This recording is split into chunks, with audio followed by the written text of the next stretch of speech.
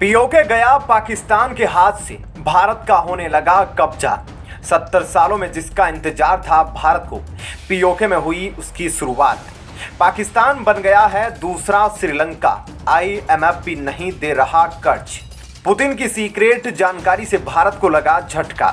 Ukraine ने किया बड़ा दावा। दोस्तों, आखिरकार भारत ने जिस वक्त की तलाश में अपने 70 साल निकाल दिए, अब उस वक्त ने दस्तक देना शुरू कर दिया है।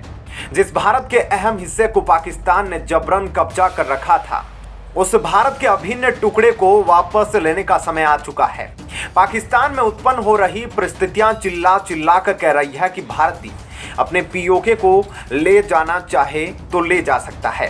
दरअसल पाकिस्तान की जो परिस्थितियां शुरू हो गई है, वह श्रीलंका से भी भयानक है। अभी हाल ही में श्रीलंका भयंकर आर्थिक तबाही में पहुंच गया था, लेकिन उससे भी बुरे हालात पाकिस्तान के हो गए हैं।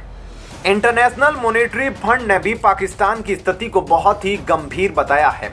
उधर यूनाइटेड नेशन के महासचिव गुटेरेस ने पाकिस्तान की मदद करने की अपील की है, लेकिन इन सब के बीच पाकिस्तानी प्रधानमंत्री शहबाज शरीफ और सेना प्रमुख दोनों ही पाकिस्तान छोड़ गायब हो चुके हैं। दोनों किसी तरीके से पाकिस्तान को बचाने के लिए दुनिया से कर्ज लेने के लिए रवाना हो चुके हैं। लेकिन उधर दूसरी तरफ पीओके और गिलगिट के अंदर हर रोज लोग एक एक कदम भारत के नजदीक आ रहे हैं। उधर पाकिस्तान में कहा जा रहा है कि पीओके के अंदर पाकिस्तान के खिलाफ जो विद्रोह का सैलाब उत्पन्न हुआ, यह भारत की एक सोची समझी रणनीति है। वहीं अब यह खबरें भी आना शुरू हो गई कि भारत बिना किसी अटैक के ही पीओके को वापस ले लेगा। यह सुनने में तो थोड़ा सा अटपटा लग रहा है, लेकिन कैसे पाकिस्तान इतनी आसानी से पीओके को जाने देगा? आपको बता दें कि ऐसा पहले भी हो चुका है। तो आखिरकार कैसे भारत बिना अटैक के पीओके को वापस लेगा, आगे वीडियो में बताएंगे। लेकिन उसके पहले आपको इसे समझने के लिए पाकिस्तान के हालात को जानना होगा। पाकिस्तान के अंदर महंगाई ने सारे रिकॉर्ड ध्वस्त कर आटा, दाल, चावल और रसोई गैस की कीमतें आसमान छू रही है। ग्लोबल एजेंसियों का दावा है कि इन महंगाई को कंट्रोल करने के लिए पाकिस्तान के पास कोई रोड मैप भी नहीं है। पाकिस्तान को कहीं से भी उधार पैसा भी नहीं मिल रहा है। दिवालिया हो गया है कंगाल पाकिस्तान। अब आगे क्या होगा? पाकिस्तान के अंदर के हालात कैसे हैं? इसके लिए आप रोजमर्रा की चीजों के दाम को देखकर अंदाजा लगा सकते हैं।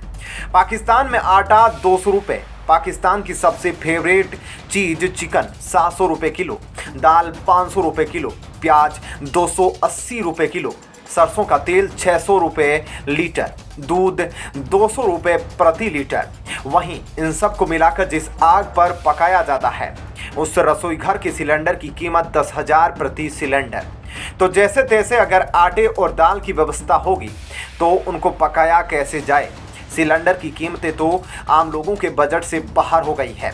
पाकिस्तान के अंदर भूख से बेहाल लोग मरने और मारने पर उतारू हो गए हैं। सब्सिडी वाले आटे के लिए कई किलोमीटर तक लंबी लाइनें लगानी पड़ रही है।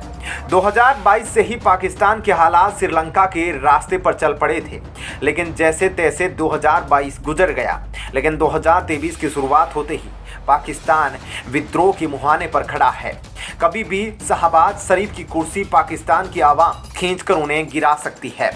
दरअसल दोस्तों, दूसरी तरफ भारत के लिए ऐसा मौका फिर से नहीं आने वाला। इस वक्त भारत चाहे तो पीओके को वापस अपने हिंदुस्तान में मिला सकता है, लेकिन भारत भी कोई छोटा खिलाड़ी नहीं है। भारत ने पीओके वापसी के लिए अपने 75 साल लगाए हैं। दरअसल भारत की कोशिश है कि बिना किसी अटैक के पीओके को वापस किया जाए। तो आखिरकार कैसे, यह कैसे संभव है? तो आपको बता दें, विश्व युद्ध के बाद जिस तरीके से जर्मनी 2 भागों में बंट गया, तो एक हिस्सा सोवियत संघ के प्रभाव में था तो दूसरा अमेरिका के प्रभाव में था। सोवियत संघ की उस वक्त की अर्थव्यवस्था बिल्कुल चौपट हो चुकी थी, जैसा आज पाकिस्तान के साथ है। इसी का फायदा उठाते हुए अमेरिका ने अपने प्रभाव वाले जर्मनी में इतना विकास किया कि खुद ब खुद सोवियत संघ के प्रभाव वाले जर्मनी के लोग अमेरिका के प्रभाव वाले जर्मनी में शामिल होने की मांग करने लगे। जिस तरीके से आज पीओके के अंदर हो रहा है, पीओके पर पाकिस्तान का कब्जा है, लेकिन पीओके के लोग भारत के हिस्से वाले कश्मीर की तरक्की देखकर भारत में शामिल होने की जबरदस्त मांग कर रहे हैं। पिछले 1 महीने से सड़कों पर जबरदस्त प्रदर्शन किया जा रहा है।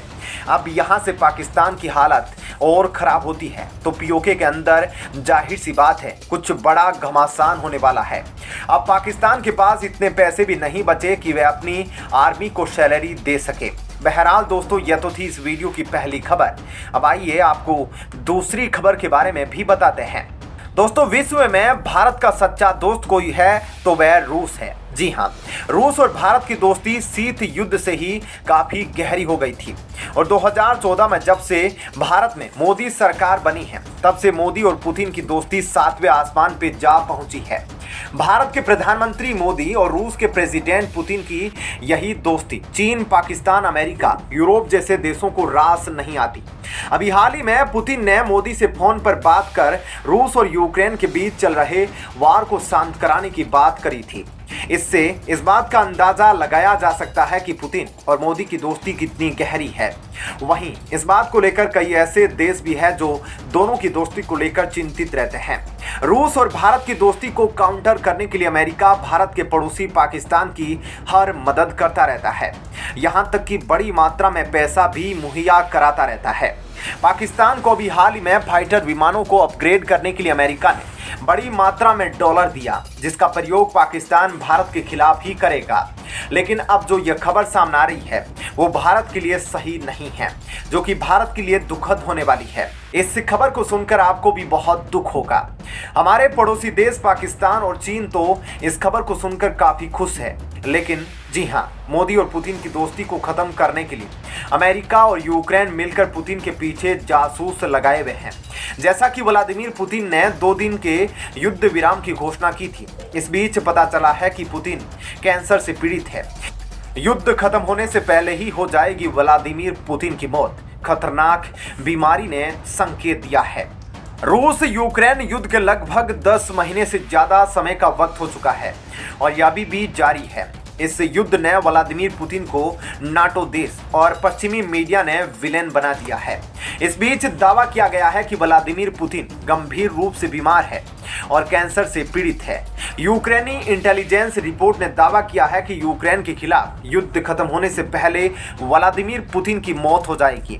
दरअसल यूक्रेन के सैन्य खुफिया प्रमुख किरिलो बुडानोव ने दावा किया है कि रूसी राष्ट्रपति व्लादिमीर पुतिन गंभीर रूप से बीमार है और जल्द ही उनकी मृत्यु हो सकती है। हालांकि उन्होंने इस बात का कोई पुख्ता सबूत नहीं दिया।